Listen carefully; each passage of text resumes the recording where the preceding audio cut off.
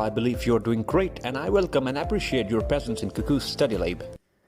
A well thought out selection of optional list, a fine tuned strategy for timely completion of subjects, formulation of lengthy and concise notes for revision, and persistence play a critical role in an aspirant's journey. In this backdrop, this lecture is designed to assist aspirants who are to sit for upcoming CSS exams of 2022. In this sitting, we will discuss and analyze the trajectory an aspirant needs to be embarked on so as to reach at coveted ends. जो आज का topic या lecture हमारा होगा वो basics पे होगा, यानी fundamentals of comparative exams like CSS and PMS। इस पे हमारी आज की डिस्कशन होगी। इस लेक्चर के बारे में मैं सोच पहले रहा था, लेकिन चूंकि बड़े सारे एस्पिरेंट्स ने मुझे पर्सनली कांटेक्ट किया कि आप जो है ना वो यहाँ से शुरू करें तो मतलब अच्छा रहेगा, तो मैंने सोचा चलो इस पर एक वीडियो बनाते हैं।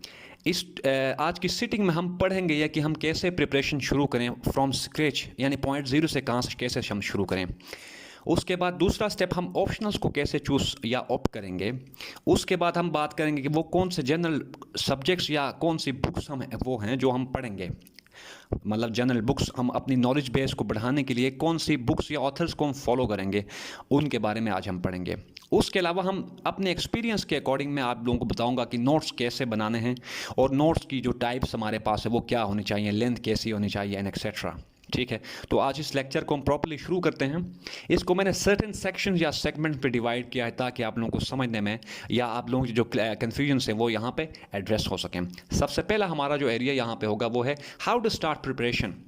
मतलब एक ऐसा स्टूडेंट है जिसका कंपेरेटिव एग्जाम्स के जो सब्जेक्ट्स हैं उनके साथ कोई उसका पहले कनेक्शन या लिंक नहीं रहा, सही कोई लेना देना नहीं रहा, तो वो स्टूडेंट कैसे कंपेरेटिव एग्जाम्स के लिए शुरू कहाँ से करे। क्या वो सेल्फ बेस्ड प्रिपरेशन कर सकता है या इन एग्ज़ाम्स को पास करने के लिए एकेडमी जाना मैंडेटरी है। ये चीज़ें आज आप लोगों की क्लियर होगी। इस लेक्चर को हम ऐसे आगे प्रोसीड करेंगे। जो चीज़ें यहाँ पे मैंने लेक्चर्स यहाँ पे स्लाइड फॉर्म में बनाए हैं, इनको मैं पॉइंट वाइज आप लोगों के सामने रीड आउट करता हूँ और साथ एक्सप्लेन करूँगा कि यहाँ पे क्या मेरा मकसद है कहने का। सही, तो जो पॉइंट ए यहाँ पे लिखा है हाउ टू स्टार्ट प्रिपरेशन वाले पोर्शन में लिखा है knowing the nature of the exam you are bracing yourself to prepare for and sitting. Examination की प्रिपरेशन से पहले आप लोगों ने एक चीज़ क्लियर कट करनी है कि जो एग्ज़ाम आप प्रिपरेशन या एग्ज़ाम में अपीयर होने जा रहे हैं उसकी नेचर टोटली डिफरेंट है उन तमाम एग्ज़ाम से जो हम मतलब अपनी एजुकेशनल कैरियर में हम अपीयर होते रहे हैं। क्योंकि यहाँ पे इस एग्ज़ाम में, इससे मतलब मेरा CSS या कंपैरेटिव एग्ज़ाम्स हैं, इस एग्ज़ाम में है हमें क्रिटिकल एनालिसिस की या क्रिटिकल हमारे पास जो स्किल्स हैं उनकी ज़रूरत होती है ताकि हम पेपर में क्रिटिकल एनालिसिस के थ्रू अपनी जो है ना वो अपने जो हमारे आइडियाज़ हैं या जो रिक्वायर्ड हमें नॉलेज चाहिए पेपर में वो हम वहाँ पे हम उसे नोट डाउन कर सकें। सही, फर्दर यहाँ पे हमने करना ये होता है कि जो हम चीज़ें या बुक्स रीड आउट करते हैं, जो लिटरेचर हम रीड आउट करते हैं उसको हम अपने काम में लेके आते हैं। काम इन अ सेंस कि उनको अपने नोट्स में उनको लेके आते हैं ताकि हमारे लिए जो है ना रिवीजन में या उस चीज़ को, उस सब्जेक्ट को, उस टॉपिक को रिप्रोड्यूस करने में हमें आसानी हो।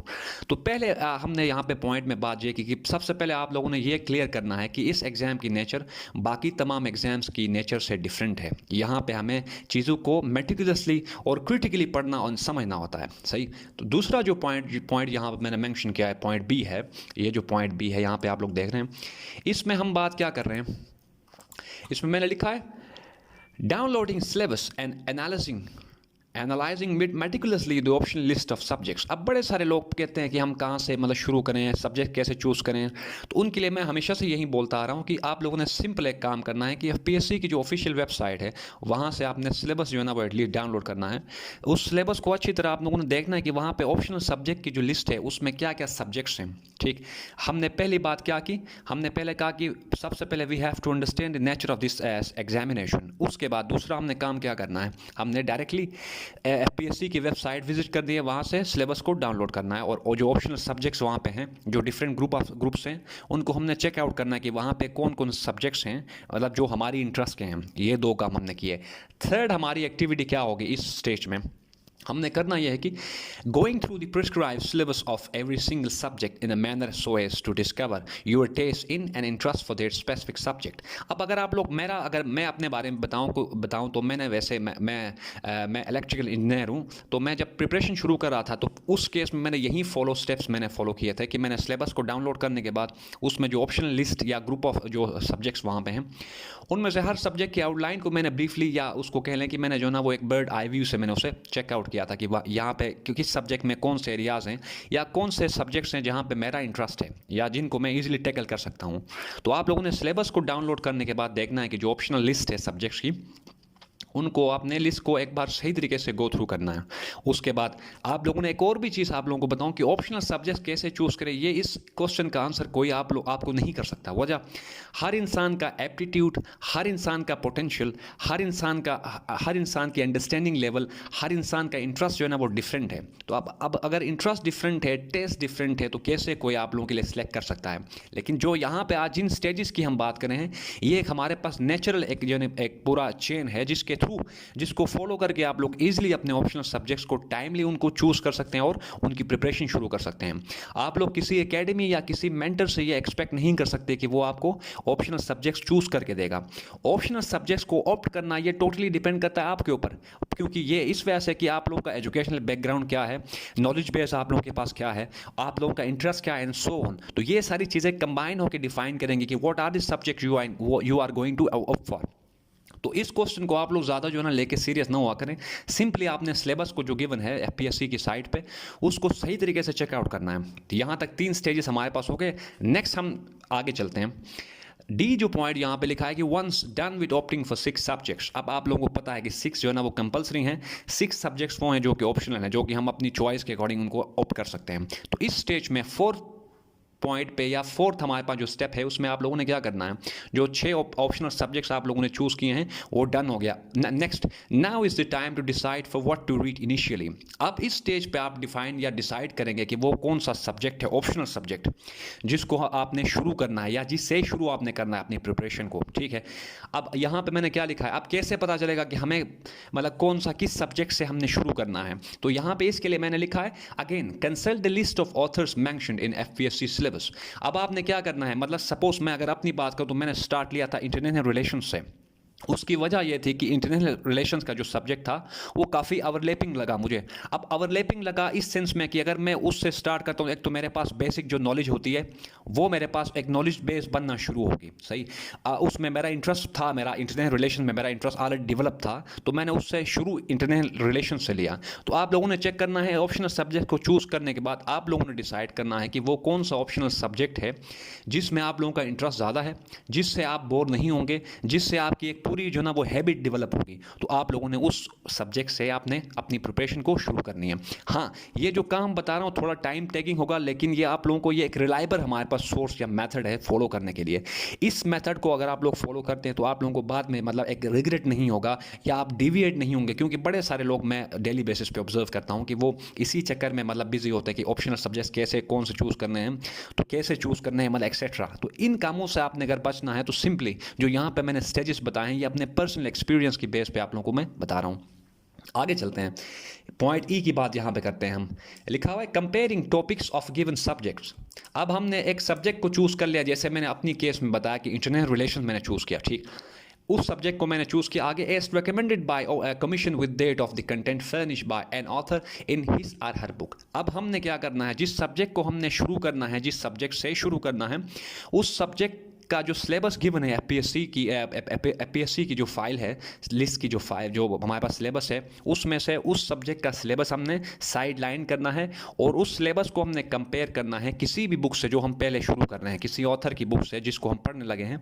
हमने उस बुक का कंटेंट एंड अपने सिलेबस को कंपेयर एंड कंट्रास्ट कराना है, ताकि हमें ये समझ आए, ये पता चले कि इस बुक से मेरा कितना % सिलेबस कवर हो रहा है। अब जो टॉपिक्स वहाँ पे सेम हैं एफपीएससी सिलेबस और इस बुक कंटेंट में, मैंने उनको टिक मार्क करना है ताकि मुझे आइडिया हो कि हाँ इस बुक से मेरे इतने टॉपिक्स कवर हो रहे हैं। सही, अच्छा, ये हमने कर लिया। आगे यहाँ पे लिखा है कि टिक मार्क चैप्टर्स टॉपिक सब topics in the book under scrutiny, हमने ये कर लिया कि हमने एफपीएससी सिलेबस को कंपेयर कराया जिस बुक को हम अभी पढ़ने लगे हैं उस बुक के कंटेंट से। अब कंटेंट से कंपेयर कराते करते वक्त हमने टिक मार्क किया उन एरियाज को जो कि कॉमन है दोनों केसेस में, सही। Next, doing so would relieve you of marking your time randomly in searching for a topic on the internet. अब आप लोगों को यही बात मैं पहले बता रहा था कि अगर आप लोग ये प्रोसीजर या ये चेन आप लोग फॉलो करते हैं तो आपका टाइम बचेगा, टाइम वेस्ट नहीं होगा। रैंडमली इंटरनेट पे सर्च करना, चैट्स करना, ग्रुप्स में पोस्ट वगैरह करके पूछना कि कौन सा सब्जेक्ट चूज़ करने हैं, इन सब से बचने के लिए आप लोगों को ये मेथड अगर आप लोग फॉलो करते हैं तो बड़ा रिलायबल सोर्स है ये मेथड है। Next, so this practice should help you decide what to read. अब अगर आप लोग ऐसे ये प्रैक्टिस अगर आप लोग करते हैं तो आप लोगों को इतना आइडिया कंफर्म होगा कि आप लोगों ने क्या पढ़ना है। आगे, from where to read and how to remain syllabus centric during initial phase of your preparation. इतना आइडिया हो जाता है कि मतलब हम अगर दो चीज़ों को कंपेयर कराते हैं सिलेबस और गिवन बुक को तो हमें आइडिया हो जाता है कि हमने क्या इस बुक को पढ़नी है या नहीं, क्या इस बुक से हमारी नीड्स कैटर होंगी या नहीं। यहाँ पे हमने सेल्फ उसके प्रैक्टिस के बेस पे हमने डिफाइन कर लिया, सही। एक तो टाइम बचा, दूसरी बात हमारे पास वो क्रिटिकल स्किल आ गई जिसके थ्रू हम किस चीज़ को पढ़ना है किस को नहीं पढ़ना ये डिफाइन हम करेंगे, सही। इशू अब एक और भी है यहाँ पे कि इस एग्जाम के लिए सबको पता है कि क्या पढ़ना है, जो आप लोगों ने डिसाइड करना है इस एक्टिविटी के थ्रू वो ये कि क्या चीज़ नहीं आपने पढ़ना। अगर आप लोग इस हैबिट या स्किल को डेवलप करना चाह रहे हैं तो इसी प्रोसेस को आप लोग फॉलो करें ताकि आपको टाइमली पता चले कि किस सब्जेक्ट को या किस ऑथर को पढ़ना है और किस को नहीं पढ़ना, ताकि टाइम ना आपका वेस्ट हो। टाइम जो है ना वो बड़ा क्रूशियल यहाँ पे फैक्टर है। आगे, Here we are done deciding our future course। इस पॉइंट तक या इस स्टेज तक हमने डिसाइड किया कि हमारी ट्रेजेक्ट्री क्या होगी, हमने किस पाथ पर इन रूट होना है। मसलन क्या यहाँ पे लिखा है, एरियाज ऑफ इंटरेस्ट के बारे में पता चलेगा कि हमारा इंटरेस्ट किस एरिया में है, सही। Nature of content to read religiously, हमने किस बुक से कौन सा कंटेंट या किस बुक को किस ऑथर को रिलीजियसली फॉलो हमने करना है। आगे, gathering literature from sources other than the books you have listed out. अब ऊपर मैंने बताया कि हम जब सिलेबस और बुक को या बुक्स को कंपेयर कराते हैं कंटेंट, जो बुक का कंटेंट है उसको, तो हमें पता चलेगा कि उस बुक या उन बुक्स से हमारी जो नीड्स हैं वो फुलफिल नहीं होती।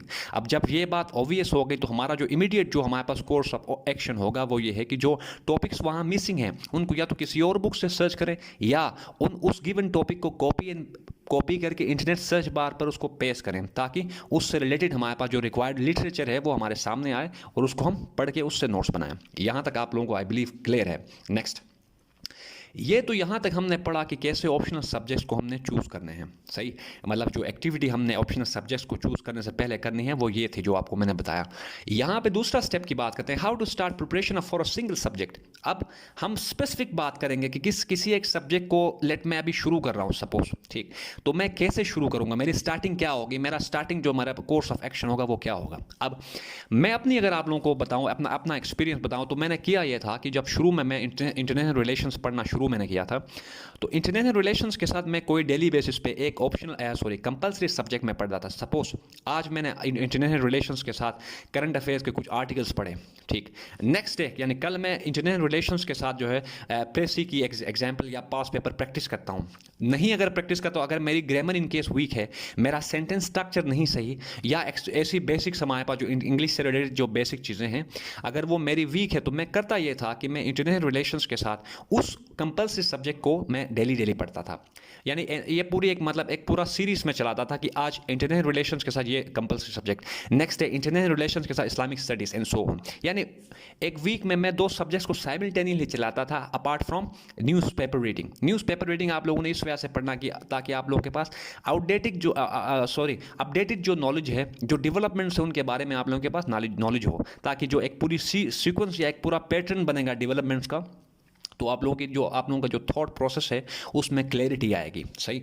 तो अब यहाँ पे जो मैंने ब्लैक में लिखा है ये आप लोगों को समझ आ गया कि कैसे हमने ऑप्शनल को कंपलसरी सब्जेक्ट के साथ लेके जाना है। Next, choose any of the above subjects along with an optional subject. यही जो आपको मैंने ऊपर ट्रांसलेट करके बताया, this is the subject you are going to complete on priority basis. अब मेरी प्रायोरिटाइज इस सब्जेक्ट को मैंने किया है वो क्या है, इंटरनेशनल रिलेशंस। साथ साथ मेरे पास जो सेकेंडरी सब्जेक्ट जिसको मैं चला रहा हूँ वो कंपलसरी लिस्ट में से कोई भी सब्जेक्ट हो सकता है depending upon your interest or your test.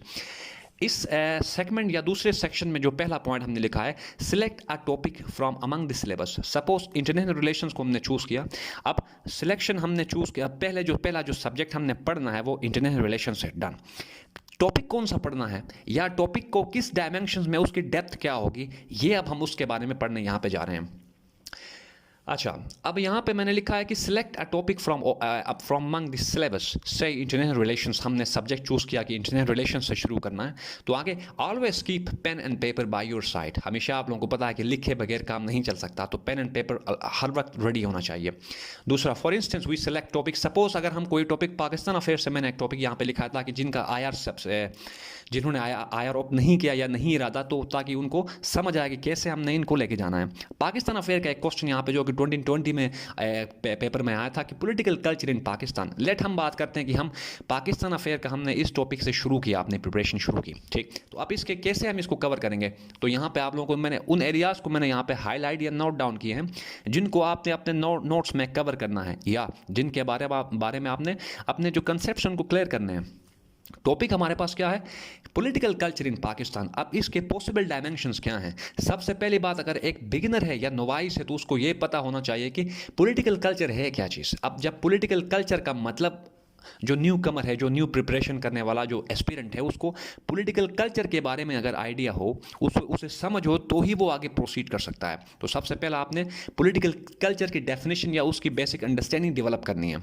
Second, आपने क्या काम करना है, how political parties are formed in Pakistan, मतलब पाकिस्तान में पॉलिटिकल पार्टीज की जो हमारे पास अंडरलाइंग फैक्ट, वो कौन से अंडरलाइंग फैक्टर्स हैं जो कि रीज़न बनती हैं for the creation of a political party in Pakistan. इसी पोर्शन में मैंने लिखा है कि are they germinated along national, ethnic, regional, linguistic, sectarian or personal lines, यानी कि जो हमारे पास पॉलिटिकल पार्टीज एग्जिस्टिंग हैं या जो नई क्रिएट होंगी आगे जाके, उनकी जो ग्राउंड रियलिटी है या उनका जो रेजन डेट्रा है वो क्या होता है इनमें से, क्या वो नेशनलिस्टिक इन आउटलुक होगी, उसका मैनिफेस्टो रीजनल है या नेशनल है, सेक्टेरियन बेस्ड है या एक्सेट्रा, ठीक।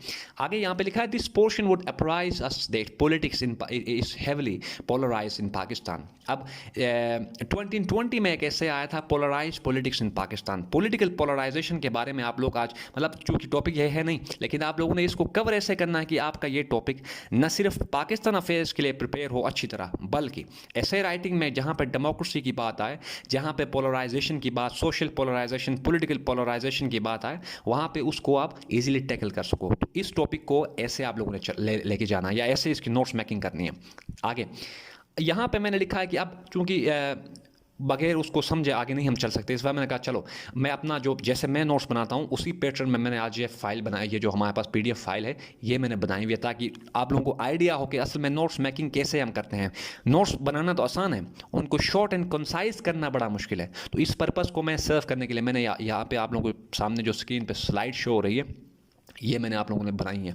अच्छा, तो यहाँ पे मैंने लिखा है वाई पोलराइजेशन। अब इस पोर्शन में हमने ये पढ़ना है कि पाकिस्तान की पॉलिटिक्स पोलराइज्ड क्यों है, या वो कौन से एलिमेंट्स हैं या फैक्टर्स हैं जिनकी वजह से पाकिस्तान की जो पॉलिटी है वो पोलराइज इन आउटलुक है, ठीक। सबसे पहली बात यहाँ पे मैंने क्या लिखा है, personalised nature of politics. Pakistan में जो पॉलिटिकल लीडर्स हैं उनकी जो पॉलिटिक्स है वो पर्सनलाइज्ड इन नेचर है, यानी वो समझते हैं कि पॉलिटिक्स खेलना, पॉलिटिक्स को प्रैक्टिस करना सिर्फ उन्हीं का राइट है, बाकी कोई नॉर्मल या ऑर्डिनरी पर्सन पॉलिटिक्स में नहीं आ सकता। आ भी गया तो वो मतलब एक्सीलेंस इसमें नहीं गेन कर सकता, ठीक, मास्टर नहीं कर सकता पॉलिटिकल रेल्म को, या उसका जो है ना वो पावर कॉरिडोर्स तक पहुंचने में बड़ा टाइम उसका लग जाता है, सही। नेक्स्ट इसी में लिखा है personalities instead of ideas and agenda have their स्वे।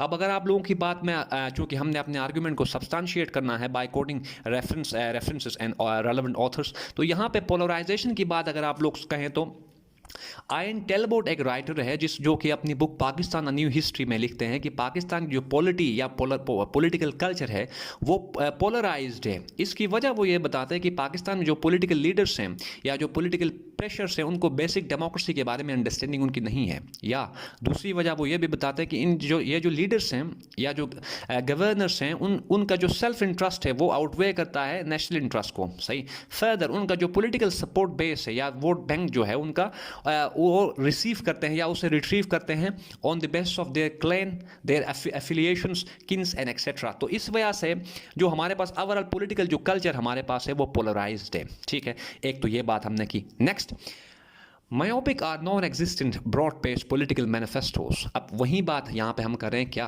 कि हमारे पास जो पॉलिटिकल पार्टीज है उनका जो मैनिफेस्टो है या एजेंडा है वो आइडियाज आर एजेंडा बेस्ड नहीं होती बल्कि पर्सनालिटी बेस्ड है। यानी पर्सनालिटी कल्ट का एक यहाँ पे एलिमेंट यहाँ पे पाया जाता है कि सपोज रिस्पेक्टिव अब गिवन पार्टी है तो उसका लीडर ये है तो हमने वोट करना है इस पार्टी को, सही, एंड सो ऑन। तो ये हमारे पास एक ऐसा यहाँ पे कल्चर है। Next, representative of a narrow group of people विलिस्ट डिसरिगार्डिंग पॉपुलर एस्पिरेशंस। अच्छा, जो पॉलिटिकल प्रेशर्स या पार्टीज हैं उनके जो आइडियाज़ हैं, उनका जो मैनिफेस्टो है वो जो हमारे पास पॉपुलर जो हमारे पास एस्पिरेशंस हैं उनको रिप्रेजेंट नहीं करता बल्कि एक इंट्रेंच क्लास ऑफ पीपल को इंटरेस्ट करता है, उनके इंटरेस्ट को वो रिप्रेजेंट करता है और उनके इंटरेस्ट के लिए वो काम करता है। वो पॉलिटिकल जो हमारे पास स्ट्रक्चर है या जो पॉलिटिकल पार्टी है वो काम करती है, सही। तो अब इसी वजह से भी हमारे पास जो पॉलिटिकल जो हमारे पास कल्चर है उसकी नेचर पोलराइज्ड है, ठीक। कैसे पोलराइज हुआ इस केस में? एक तो वो है जो जिसका इंटरेस्ट सर्व हो रहा है, दूसरे वो है जिनके राइट्स स्नेच हो रहे हैं। अब जिनका इंटरेस्ट सर्व होगा वो तो लॉयल होंगे टू द पॉलिटिकल पार्टीज और लीडरशिप। अब जिनका इंटरेस्ट सर्व नहीं हो रहा, जिनको राइट्स नहीं मिल रहे वो तो एंटी हो गए। तो यहाँ पे एक हमारे पास डिवीजन आ गई, सही। इसी डिवीजन को हम कहते हैं पोलराइजेशन, ठीक है। नेक्स्ट, दूसरा क्या हमारे पास कल्चर है या प्रैक्टिस क्या है? एग्री टू डिसएग्री सिंड्रोम यहाँ पे है। फॉर एग्जांपल, अपोजिशन को हम कहते हैं कि ये हमारे पास एक शेडो कैबिनेट है, ठीक है, जो हमारे पास पार्टी इन रूल है उसको असिस्ट करती है, उसके लिए डायरेक्शन सेट करती है या उसको कंस्ट्रक्टिवली क्रिटिसाइज करके उसके जो वेज है उनको मेंड करती है। लेकिन यहाँ पे ऐसा नहीं है। यहाँ पे पॉलिटिकल पार्टीज जो है, चाहे वो रूलिंग हो या अपोजिशन हो, वो एक दूसरे की बात को they agree just to disagree. तो एक सिंड्रोम पाया जाता है पॉलिटिकल पार्टी में कि जिसकी वजह से वो बात को सिर्फ जो है ना वो एग्री करती हैं जस्ट टू डिसएग्री। एक इसी वजह से भी पोलराइजेशन है। आगे, endemic culture of naming and shaming, एक और फैक्टर जो कि 2014 से ऑनवर्ड जरा यहाँ पे जो ना जिसकी इवोल्यूशन शुरू हुई, डायरेक्टली पर्सनालिटी को हिट करना, सही, पर्सनल या कैरेक्टर असैसिनेशन को मतलब करना, ये एक नई प्रैक्टिस यहाँ पे पाकिस्तान में एक विलेंट फैक्टर जो है ना वो यहाँ पे राइज करता नजर आ रहा है 2014 से। तो एक ये हमारे पास इशू है जिसकी वजह से जो हमारे पास कल्चर है पॉलिटिकल वो पोलराइज नेचर है। Next, regional or provincial or personal loaves and fishes of representatives outweigh national interest. यही बात हम ऊपर मैं आपको एक्सप्लेन करते बता रहा था कि जो पॉलिटिकल पार्टीज के जो लीडर्स हैं या हमारे पास जो मिनिस्टर्स हैं एंड सो उनका जो इंटरेस्ट है वो क्या है? पर्सनल है, सही, इंट्रेंच्ड है, लिमिटेड है वो, ना कि नेशनल है। मतलब वो पर्सनल गेन्स को ज़्यादा प्रेफर करते हैं और कलेक्टिव वेलफेयर बेनिफिट्स, ठीक है। तो इसी वजह से भी हमारे पास पॉलिटिकल पोलराइजेशन यहाँ पे हो जाती है। आगे, this creates a state of nature where in every individual, या इंडिविजुअल में यहाँ पे प्रोविंस हो सकती है, पार्टी हो सकती है, लीडर हो सकता है, ऑर्डिनरी वर्कर हो सकता है, ऑर्डिनरी सिटीजन हो सकता है। अब यहाँ पे लिखा है every individual fights for his और हर ओन वेलफेयर। चूँकि यहाँ पे पोलराइजेशन है, उस पोलराइजेशन की वजह से हमारे पास एक लॉलेसनेस या एक स्टेट ऑफ नेचर जैसी सिचुएशन क्रिएट होती है जिसमें हर इंसान अपने राइट्स के लिए लड़ता है, ठीक है। वहाँ पे कोई हमारे पास हायर गवर्निंग अथॉरिटी या हमारे पास कोई ऐसी सोर्स या फोर्स नहीं है जो कि एश्योरेंस कराए उनको जिनके राइट्स स्नेच होते हैं, सही, या जिनको राइट्स नहीं मिलते हैं। Next, multi ethnic society coupled with ethno nationalistic cleavages arresting any prospects for fortifying national common identity and paving the way for nation building. अब फ्रैंकिस फुकुयामा अपनी एक बुक में कहते हैं कि I think political order and political decay उसका title है book का। वो कहते हैं कि जहाँ पे वो सोसाइटीज़ जो कि मल्टी एथनिक हैं और जहाँ पे इथनो नेशनलिस्टिक क्लेवेजेस हों या जहाँ पे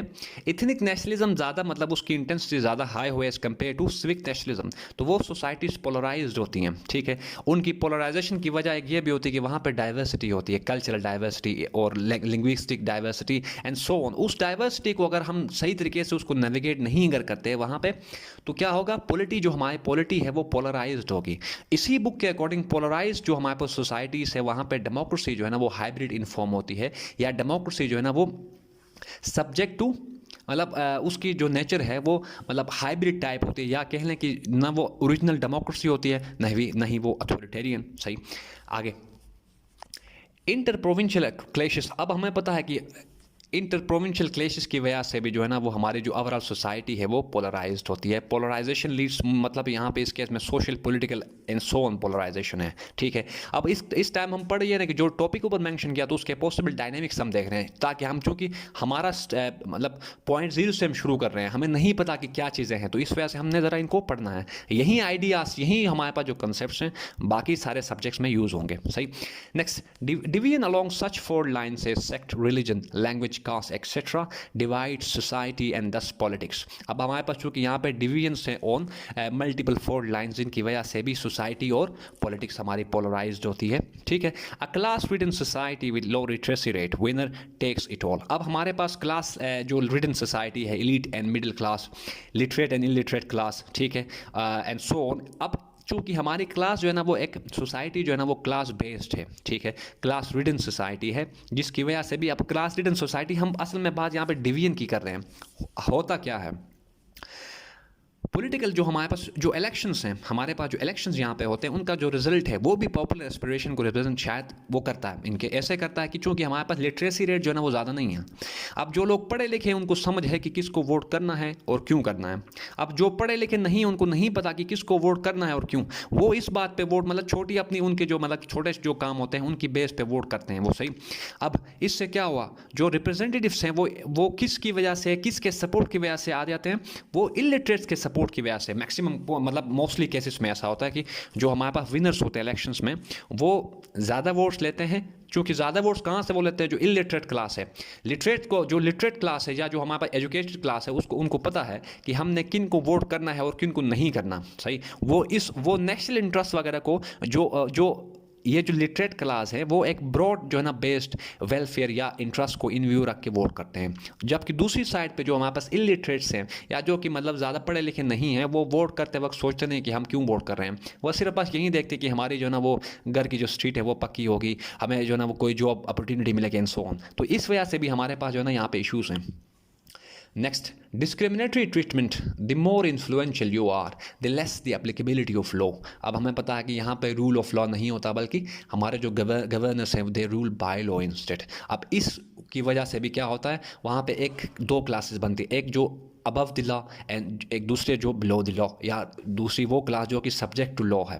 तो अब चूंकि हमारे पे इक्वल ट्रीटमेंट नहीं होगी तो भी सोसाइटी में एक फ्रस्ट्रेशन एक क्रिएट होगी सोसाइटी में, जो है ना वो एक सेंस ऑफ हमारे पास जो अकाउंटेबिलिटी है या जस्टिस है वो मिसिंग होगा, सही। तो इस वजह से भी हमारी जो पॉलिटी है या पॉलिटिकल कल्चर है वो पोलराइज्ड होता है, सही है। नेक्स्ट हमारे पास इसमें क्या है, इस political polarization barricading political maturity, politics of bipartisanship and thereby democracy. अब इसी टॉपिक के अंदर हम क्या पढ़ रहे हैं, क्या जो हमारे पास पाकिस्तान के जो पॉलिटिकल कल्चर में जो पोलराइजेशन है, क्या उसकी वजह से हमारे पास पॉलिटिकल लीडरशिप में पॉलिटिकल मैच्योरिटी मिसिंग है, सही, या हेज करती है पोलराइजेशन किसको, पॉलिटिकल मैच्योरिटी को फर्दर। पॉलिटिक्स ऑफ बाई पार्टीसनशिप, यहाँ पे बाई पार्टीसनशिप का मतलब यह है कि क्या कंसेंसस बेस्ड पॉलिटिक्स करते हैं, क्या डिसीजन मेकिंग हमारी जो है ना वो ब्रॉड बेस्ड होती है, या इंडिविजुअलिस्टिक इन नेचर होती है, या यूनिलैटरल इन आउटलुक होती है, सही। देयर बाय डेमोक्रेसी, हम यहाँ पे बात ये करेंगे क्या पॉलिटिकल पोलराइजेशन वो वजह है जिसकी वजह से पाकिस्तान में जो पॉलिटिकल मैच्योरिटी है वो एब्सेंट है। दूसरी बात, क्या पॉलिटिकल पोलराइजेशन ही वो फैक्टर है जिसकी वजह से हमारे पास यहाँ पे पॉलिटिक्स ऑफ बाई पार्टीसनशिप मिसिंग है, जिसकी वजह से आगे हमने बात की डेमोक्रेसी जो है ना वो यहाँ पे उसकी इवोल्यूशन उस तरीके से नहीं हुई जैसे होनी चाहिए थी, सही। तो अब ये कुछ डायनेमिक्स, मैंने काम थोड़ा सा लेंथ हो रहा है लेकिन आप लोगों को समझाने के लिए मैं ज़रा इसको एलोंगेट कर रहा हूँ ताकि क्लियर हो कि आप लोगों ने चूँकि जो पॉइंट जीरो से शुरू कर रहे हैं उनको क्या क्या कैसे कौन से डायनेमिक्स या एरियाज को टच करना चाहिए। नेक्स्ट, फोर्थ पॉइंट, हाउ, यहाँ से हम पढ़ रहे हैं ये fourth point, how has stunted and volatile political culture in Pakistan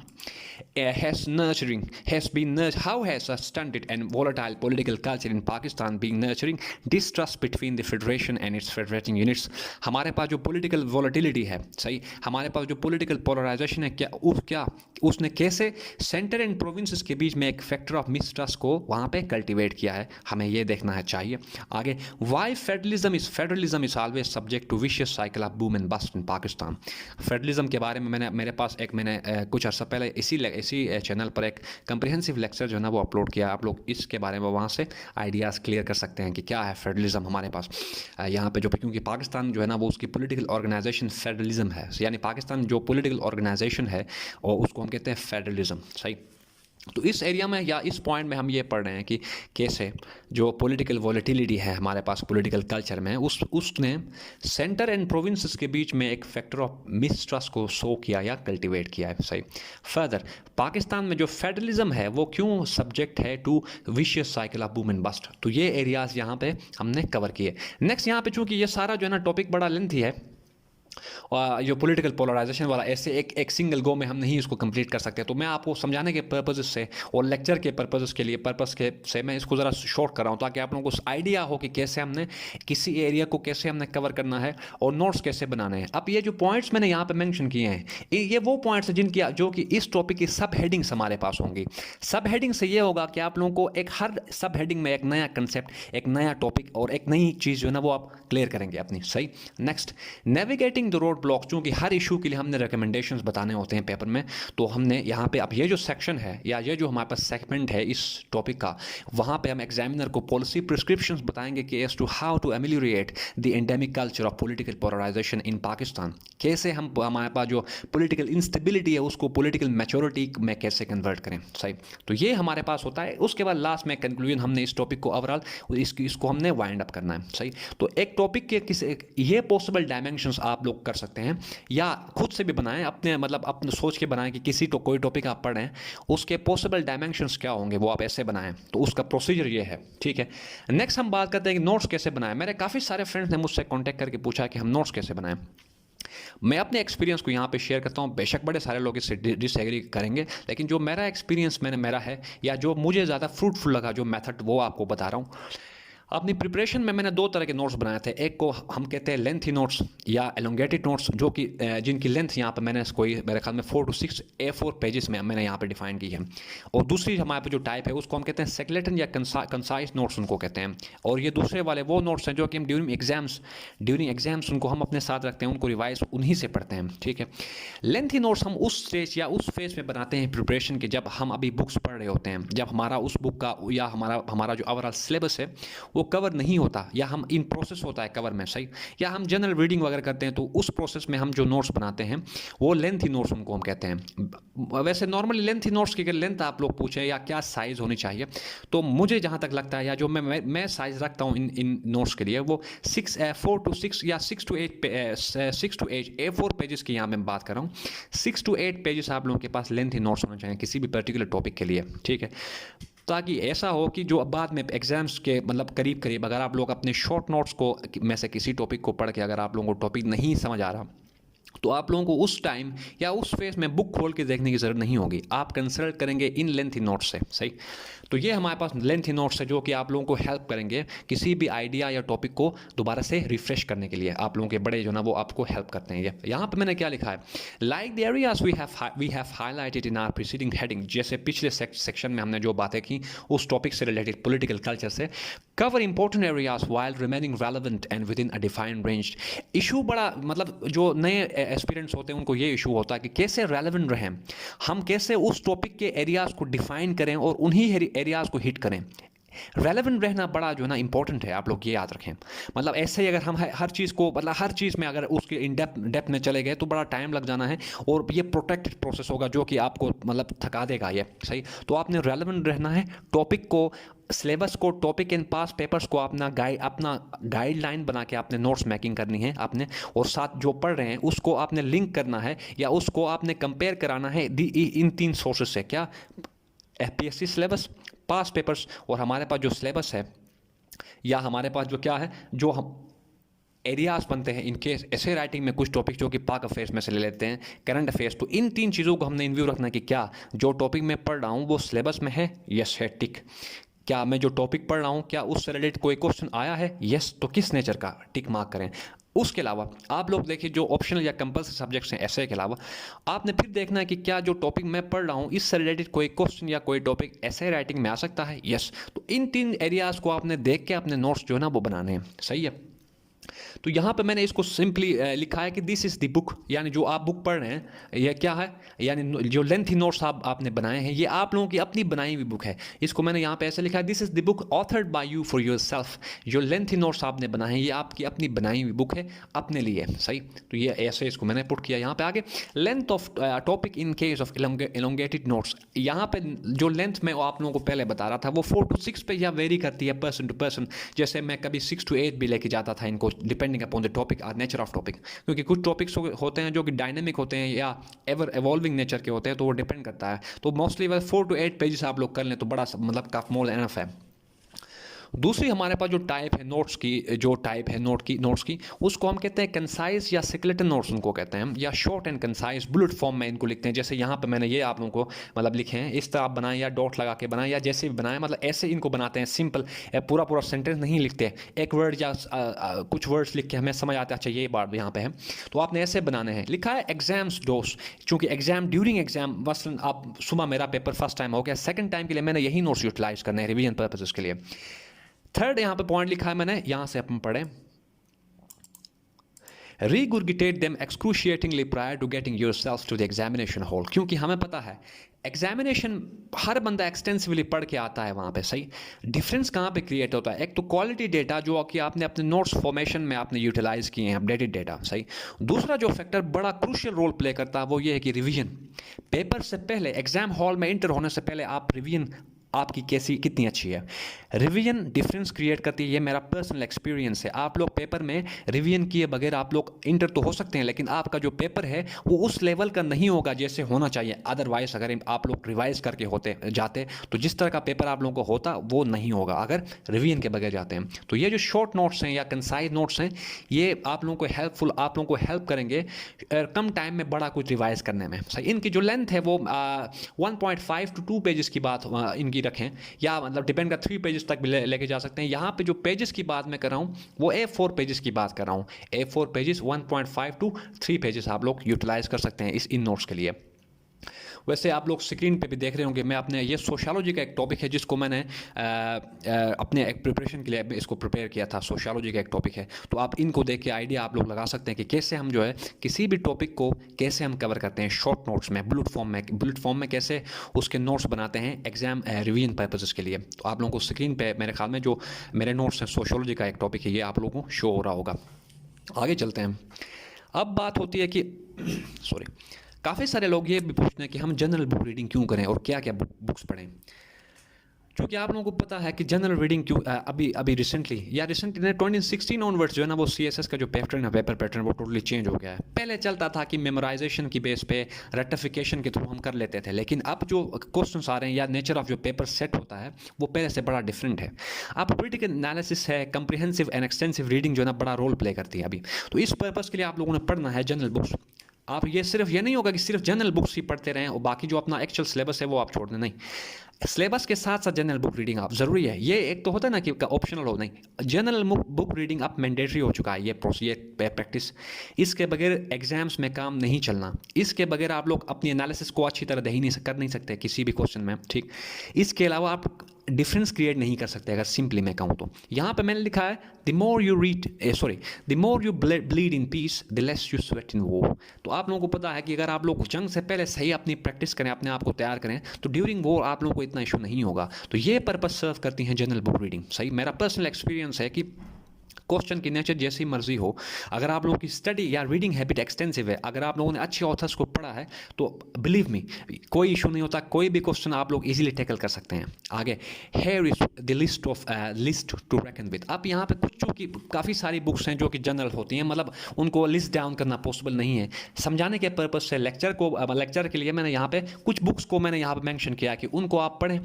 उनमें से एरियाज़ कैसे आपने चूज़ करने हैं, सही। आप लोगों को आगे मैं अपने नेक्स्ट जो हमारे पास स्लाइड है उसमें आप लोगों को शो होगा कि कैसे हम किस तरह की बुक्स हम पढ़ें और उन बुक्स में से एरियाज़ को कैसे डिफाइन करें या एरियाज़ को कैसे उन बुक्स के लिए डिफाइन करें, सही। यहाँ पे लिखा है कि define authors for a specific area as we need both literature as well as reference to substantiate our arguments और स्टांस। एग्जामिनेशन में आप लोगों को पता है कि लिटरेचर हर बंदा लिखेगा।